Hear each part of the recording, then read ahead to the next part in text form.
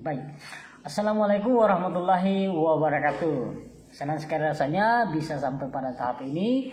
Ya, salah satu tahap yang telah lama saya nantikan.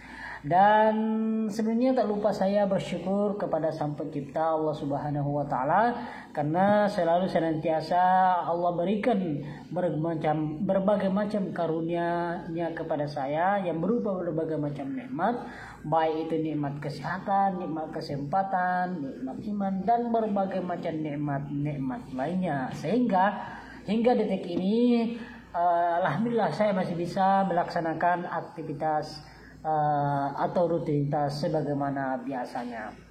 Baik, pada serial video ini saya akan memaparkan atau mendeskripsikan aktivitas tridharma yang telah saya lakukan selama menjadi tenaga pengajar pada perguruan tinggi atau selama menjadi dosen. Baik, di awal tahun 2018 saya alhamdulillah telah menjadi dosen tetap yayasan di Universitas Al-Syirah Mandar dengan home base program studi pendidikan bahasa dan sastra Indonesia saat itu. Dan saat itu saya dipercayakan untuk mengempu mata kuliah bahasa Inggris 2 untuk semester genap saat itu. Namun pada semester pertama saya mengajar, saya saat itu hanya sebagai seorang dosen pengganti saja, dalam artian mata kuliah yang saya ajarkan belum bisa saya laporkan di PD Dikti hasilnya dengan atas nama saya karena saat itu belum memiliki NIDN, masih dalam proses pengusulan NIDN. Jadi saat itu masih sebagai dosen pengganti saja. Namun alhamdulillah seiring dengan pergantian semester akhirnya terbit juga NIDN yang saya miliki dan bisa saya gunakan untuk mengusulkan jabatan fungsional akademik dosen, yaitu asisten ahli dan kepangkatan. Dan hingga saat ini sejumlah mata kuliah yang telah saya ampu itu ada beberapa, ada bahasa Inggris 2 untuk semester genap, bahasa Inggris 1 untuk semester ganjil, psikolinguistik, wacana bahasa Indonesia dan penyuntingan. Dari sejumlah mata kuliah yang pernah saya ajarkan ini, saya hanya memilih salah satu saja untuk saya uraikan di sini terkait bagaimana cara saya mengajarkan mata kuliah ini, baik bagaimana cara menyampaikan, bagaimana model pembelajaran yang saya lakukan dan lain sebagainya. Jadi saya ambil saja penyuntingan. Jadi penyuntingan ini merupakan salah satu mata kuliah yang wajib diikuti oleh semua mahasiswa pada program studi pendidikan bahasa dan sastra Indonesia untuk semester 3. Di mana mata kuliah ini dahulunya dikenal dengan istilah nama editing, namun seiring dengan perkembangan kurikulum program studi pendidikan bahasa Indonesia dan bahasa dan sastra Indonesia itu berubah nama atau berganti nama menjadi penyuntingan. Penyuntingan ini memiliki bobot 2 SKS ya. Memiliki bobot 2 SKS. Dalam mata kuliah ini dibahas teori mendasar mengenai ihwal penyuntingan, tentunya ihwal penyuntingan dari hakikat, kategori, pola, syarat serta tahap penyuntingan. Seperti materi dalam bidang praktik misalnya yang meliputi penyuntingan berbagai macam naskah, baik itu naskah jurnal, naskah buku, naskah teater, naskah apapun itu untuk berbagai kepentingan serta praktik penyuntingan bahasa, baik ejaan, kata, diksi, frasa, kalimat, paragraf maupun wacana. Jadi itu ranah-ranah mata kuliah penyuntingan yang saya ajarkan. Selain itu juga dipelajari teknik penyuntingan naskah secara singkat dan tepat. Jadi itu juga dipelajari bagaimana kita menyunting itu singkat, cepat dan tepat, dan hasilnya memuaskan. Itu juga dipelajari teknik-tekniknya. Tujuan pada akhir semester setelah mengikuti perkuliahan penyuntingan ini, mahasiswa diharapkan memiliki pengetahuan yang memadai dari hal penyuntingan. Mampu menyunting secara memadai berbagai naskah penyuntingan dengan berpola pada aturan universal maupun selingkuh serta bersikap positif terhadap profesi penyunting dan proses penyuntingan di Indonesia. Jadi secara umum atau lebih detailnya, capaian pembelajaran itu meliputi bagaimana mahasiswa itu menjadikan transkrip sebagai karya yang sempurna yang dapat dibaca dan dihayati dengan mudah oleh pembaca. Kemudian yang kedua, memastikan penyebaran ide kepada pembaca dapat tersampaikan atau disampaikan dalam bahasa yang gramatis, jelas, dan menarik. Kemudian selanjutnya nomor 3, menggambarkan nilai dan identitas karya itu sendiri sehingga dapat menarik minat pembaca. Kemudian selanjutnya memastikan pengaliran dan fakta disampaikan dengan jelas, tepat, dan tidak menyalahi agama, undang-undang, dan norma masyarakat. Jadi ini juga perlu menjadi perhatian dan dijadikan sebagai target capaian bagi mahasiswa. Mampu mengaplikasikan teori penyuntingan berdasarkan observasi lapangan. Capaian ini dapat diukur berdasarkan ketiga pelaksanaan penilaian berikut. Yang pertama itu adalah diskusi.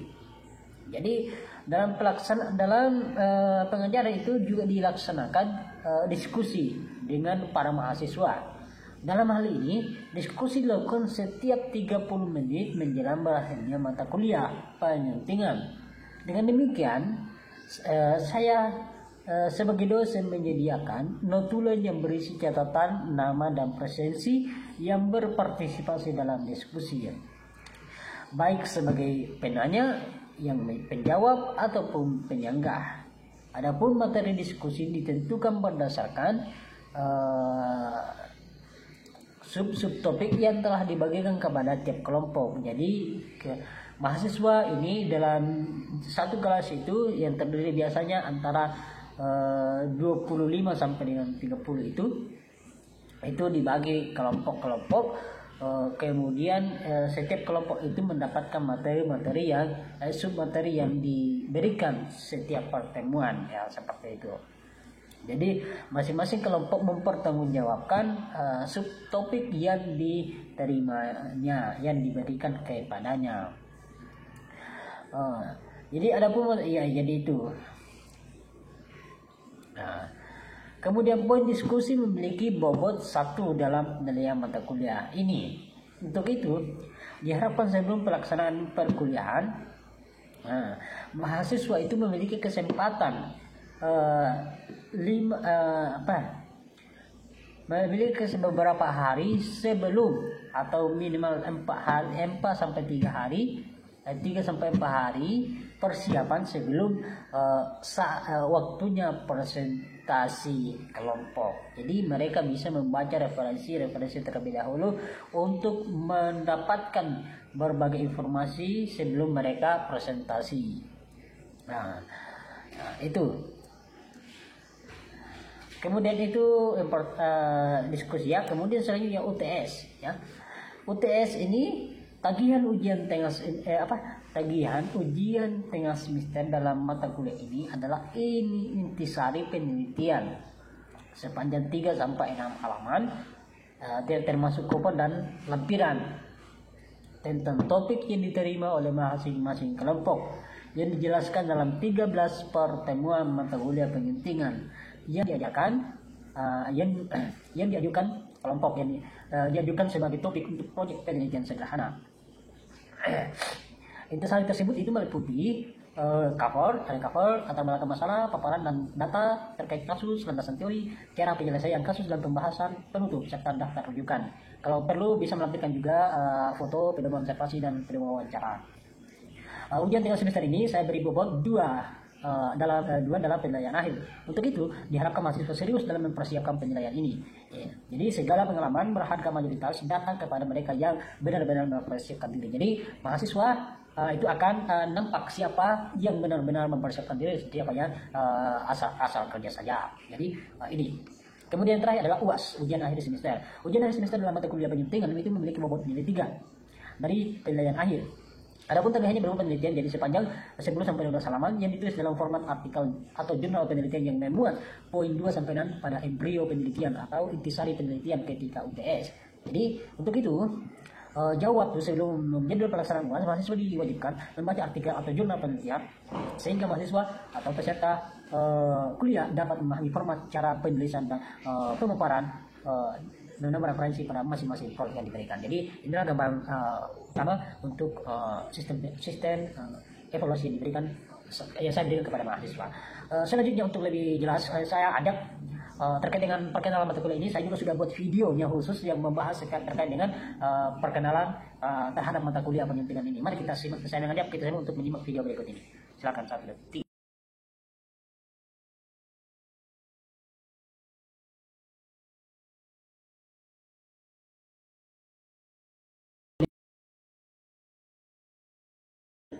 Halo, assalamualaikum warahmatullahi wabarakatuh. Gimana kabarnya hari ini sahabat? Sehat kan? Ceria kan? Semoga kalian semua dan kita semua tetap dalam kondisi sehat walafiat dan bisa melaksanakan aktivitas kita sebagaimana biasanya. Saya merasa senang sekali bisa kembali jumpa dengan Anda pada serial video perdana kita kali ini. Dan pada video kali ini kita akan berkenalan dengan mata kuliah kita, yaitu penyuntingan. Penyuntingan atau umum pula dikenal dengan istilah editing. Seperti apa dan bagaimana bentuk perkuliahan kita ke depan ini? Jangan kemana-mana dan mari kita ke kelas.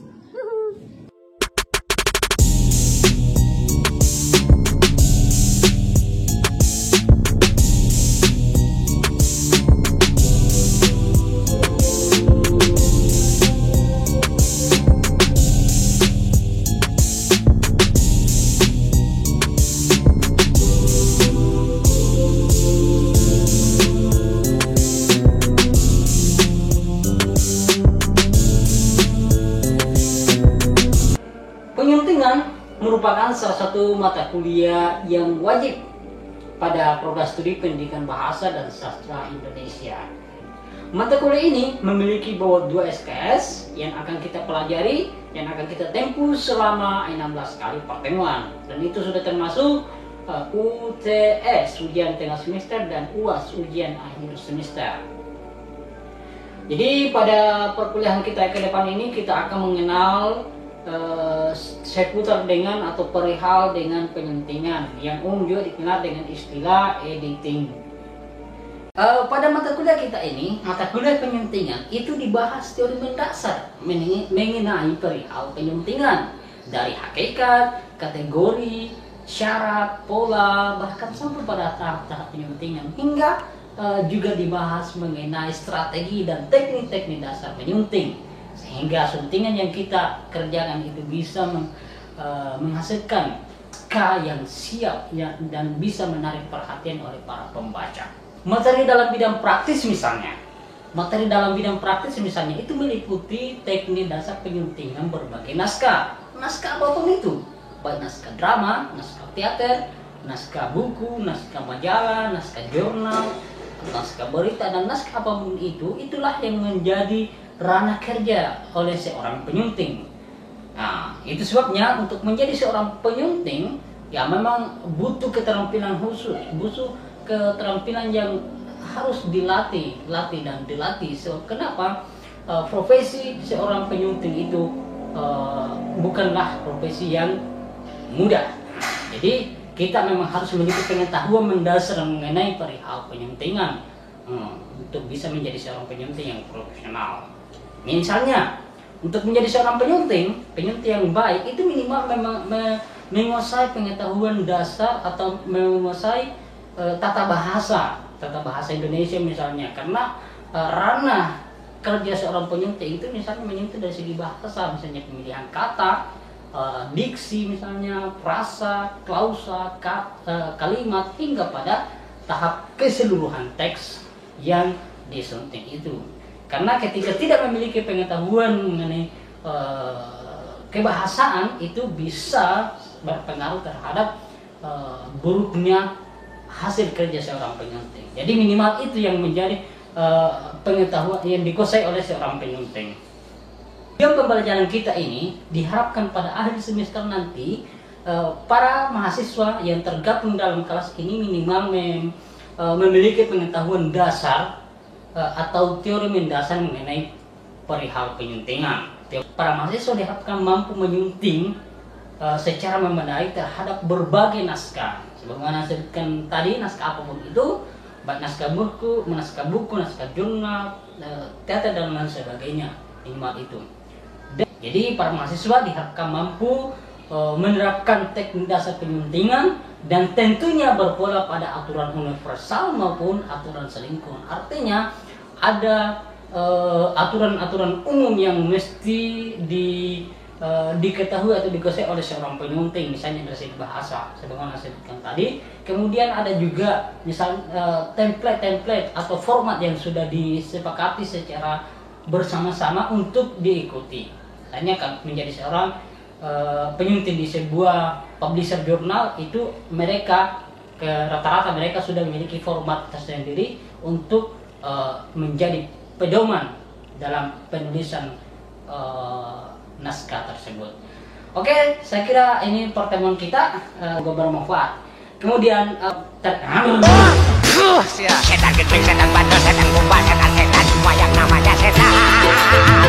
Terpayang pembelajaran program studi kita khususnya di fakultas khususnya di program pada program studi pendidikan bahasa dan sastra Indonesia itu bisa adik-adik lihat atau baca poin-poin yang menjadi capaian pembelajaran program studi kita yang adik-adik bisa download atau bisa akses di platform LMS yang kita miliki, atau bisa juga langsung klik link yang saya sudah siapkan di deskripsi video yang di bawah ini.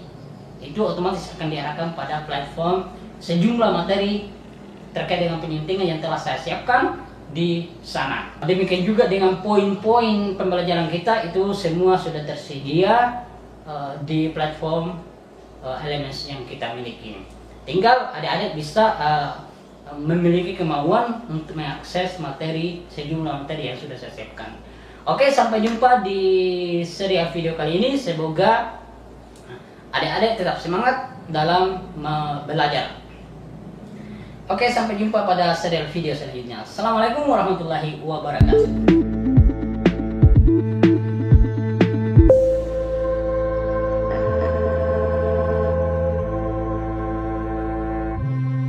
Nah, itu tadi video terkait dengan aktivitas pengajaran yang telah saya lakukan selama menjadi dosen. Kemudian selanjutnya saya juga perlu menguraikan aktivitas penelitian dan publikasi yang saya lakukan selama beberapa tahun terakhir ini. Jadi sejak tahun 2016 saya sudah mulai aktif pada berbagai pertemuan ilmiah. Hal ini saya tunjukkan pada event konferensi internasional yang diselenggarakan oleh the ASEAN EFL English as a Foreign Language Journal di Universitas Mataram, Lombok pada saat itu. Pada event ini, saya berhasil mempresentasikan secara oral hasil penelitian yang telah saya lakukan dengan judul Implementing SBI, Strategies Based Instruction in Teaching Speaking Skill. Selain itu, saya juga berhasil mempublikasikan hasil penelitian ini pada jurnal internasional Trines Scopus dengan Q2, dan dapat diakses pada website ASEAN EFL Journal TESOL ya. Itu bisa dapat kita akses di sana. Pada tahun berikutnya saya kembali presentasi hasil studi yang saya lakukan pada konferensi International Association of Language Teachers in Southeast Asia atau disingkat dengan ALTSA. And English and Literature Department Medan State University Indonesia, dengan judul saat itu Think Process Strategy TPS and Means of Improving Adult English as a Foreign Language Learners Reading Comprehension. Selain itu saya juga berhasil publikasikan pada prosesi internasional yang dapat diakses pada website Association of Language Teachers in Southeast Asia ALTSA.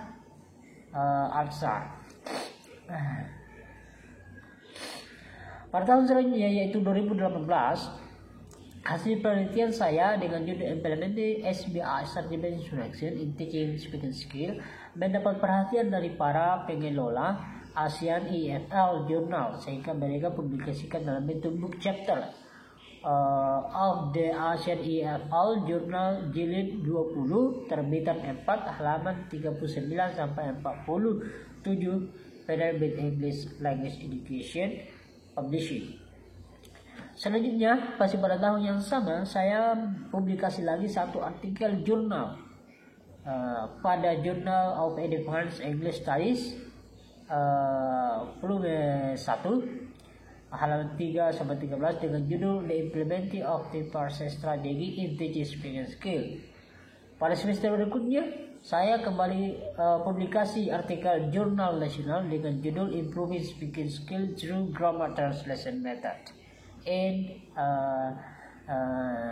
at SMA 3 Parepare. Itu. Memasuki tahun 2019, saya menghasilkan 2 buah karya ilmiah. Karya pertama berupa artikel jurnal yang dipublikasikan pada Jurnal Nasional Jurnal Perguruan dengan judul Strategi Pembelajaran Aktif dalam Mengajar Keterampilan Bahasa Asing Siswa. Yang kedua, saya berhasil publikasi bahan ajar dalam bentuk buku ajar dari ISP dengan judul Easy English Grammar. Nah, ini adalah publikasi buku pertama perdana yang saya telah terbitkan, yaitu buku Easy English Grammar yang diterbitkan oleh CV Bas Amanda. Selanjutnya, pada akhir tahun 2019, saya berhasil memperoleh hibah penelitian Kemenristek Dikti sebesar 20 juta rupiah pada skema penelitian dosen pemula PDP sebagai ketua peneliti dengan judul Integrasi Kearifan Lokal pada mata kuliah bahasa Inggris. Berawal dari sini, saya mulai membuat peta arah penelitian yang saya lakukan selama beberapa tahun ke depan ini. Yang bisa dilihat seperti ini topik bahan penelitian saya. Jadi fokus topiknya itu bahan ajar bahasa Inggris 2019 ke 2024. Jadi ini merupakan riset unggulan Universitas Asyir Mandar. Jadi ada 2 pokok utama, yaitu bahan ajar bahasa Inggris. Jadi fokusnya penelitian saya ini pada tahun 2019 itu desain pembelajaran berbasis kearifan lokal. Jadi saya mencoba mengangkat meneliti bagaimana kita mengintegrasikan antara bagaimana seorang pengajar mengintegrasikan kearifan lokal dengan mata kuliah yang diajar, yaitu mata kuliah bahasa Inggris. Kemudian pada tahun 2020 kemudian dikembangkan lagi menjadi desain pembelajaran berbasis nilai-nilai religi dan jadi bagaimana saya sebagai seorang pengajar itu bisa mengintegrasikan antara nilai-nilai ajaran Islam yang merupakan basis Universitas Al-Syarif Mandar ini dengan mata kuliah bahasa Inggris. Jadi itu. Kemudian untuk tahun-tahun berikutnya ini itu fokus pada pengembangan bahan ajar bahasa Inggris. Jadi pengembangan bahan ajar bahasa Inggris ini berorientasi pada aspek keterampilan berbicara untuk tahun ini tahun 2021. Kemudian tahun 2023 itu targetnya adalah pengembangan bahan ajar bahasa Inggris berorientasi pada keterampilan menulis, dan tahun 2024 targetnya itu adalah pengembangan bahan ajar bahasa Inggris berorientasi pada aspek keterampilan membaca. Jadi ini keempat keterampilan dalam berbahasa itu yang menjadi ranah penelitian saya selama beberapa tahun ke depan ini. Jadi ini bisa dilihat peta penelitian yang akan saya lakukan, ya. Selanjutnya penelitian ini menghasilkan 2 luaran yang merupakan tuntutan dari output penelitian ini. Luaran ini menghasilkan berhasil dipublikasikan pada jurnal nasional terindeks Sinta 5 dan juga berhasil menerbitkan hasil penelitian dalam bentuk buku monograf dengan judul The Communicative English Skill and Integrated Method of Local Wisdom and English Subject for Teaching Communicatively and Accurately. Jadi penelitian ini dilaksanakan selama 1 tahun, mulai dari Maret 2020 hingga akhir tahun 2020. Masih di tahun yang sama, saya juga mendapat hibah penelitian sebagai anggota, ya, sebagai anggota dengan judul penelitian yaitu analisis unsur semiotika penggunaan bambu pada masyarakat etnik Mandar. Pada akhir tahun 2020 saya kembali lolos penelitian dosen pemula untuk kedua kalinya. Penelitian ini saya beri judul pengembangan bahan ajar bahasa Inggris berbasis nilai-nilai religi di Universitas Asyariah Mandar. Output penelitian ini berhasil saya presentasikan kepada korporasi internasional di India secara daring dan akan dipublikasikan pada akhir Desember 2021. Selain itu, saya juga telah berhasil menerbitkan hasil penelitian dalam bentuk buku ajar dengan judul English for Specific Purpose Integrated Islamic Studies in English Learning yang diterbitkan penerbit KBM Indonesia, ya. Itu. Kemudian selain itu, hasil penelitian ini juga telah memperoleh LOA dari jurnal paper 7 untuk diterbitkan pada Mei 2022 mendatang. Jadi itulah sejumlah penelitian dan publikasi yang telah saya lakukan selama menjadi dosen. Selanjutnya, riwayat pengabdian pada masyarakat yang telah saya lakukan. Pada tahun 2019 lalu saya menjadi salah satu panitia pada event Polewali Mandar International Fall and Out Festival atau lebih dikenal dengan istilah PIFAP. Pada kegiatan ini saya memperoleh tugas sebagai liaison office atau LO. Tugasnya saya dan beberapa rekan kerja membantu para peserta dari negara lain untuk berkoordinasi dengan penduduk lokal yang tidak bisa berbahasa Indonesia. Jadi kami memfasilitasi itu. Selain itu kami juga mempunyai tugas untuk memperkenalkan berbagai kekayaan budaya lokal kepada para tamu dari luar negeri. Jadi di sini seorang liaison office tidak hanya dituntut memiliki keterampilan berbahasa Inggris, tetapi juga harus memiliki pengetahuan mendasar mengenai kebudayaan lokal atau sejumlah tempat-tempat wisata lokal untuk bisa diperkenalkan kepada para tamu-tamu negara. Jadi itu tuntutan dari seorang liaison office. Selanjutnya masih pada tahun yang sama saya melakukan loga karya dengan pelaksanaan kegiatan kelompok tani desa T. Pada kegiatan ini saya menjadi salah satu pembicara. Kemudian pada akhir tahun 2019 saya kembali menjadi pembicara pada kegiatan pelatihan public speaking yang diselenggarakan oleh LPPM Universitas Al-Syariah Mandar. Pada tahun 2020 saya ikut aktif dan menjadi salah satu pembicara pada kegiatan The Third International Expert Sharing on Social Science Education Technology yang diselenggarakan oleh Universitas Muhammadiyah Sidin Rampang, Sulawesi Selatan. Selanjutnya saya juga pernah melaksanakan Short Intensive English Course dengan penyelenggara kelompok pemuda masyarakat Atik atau KPMR. Kemudian pada tahun 2021 saya melaksanakan Short Speaking English Course lagi terhadap para pelajar dari pelosok desa. Selanjutnya kembali melaksanakan kegiatan Ruang Inspirasi dengan penyelenggaraan Mata Garuda bekerja sama dengan para alumni LPDP. Nah, dari Ruang Inspirasi ini saya memperoleh tugas sebagai untuk mengajarkan atau mengajarkan kepada para siswa sekolah dasar tentang pengenalan profesi dan cita-cita. Jadi itulah riwayat aktivitas terlama yang pernah saya lakukan selama menjadi dosen. Semoga ini bermanfaat dan terima kasih telah menonton. Assalamualaikum warahmatullahi wabarakatuh.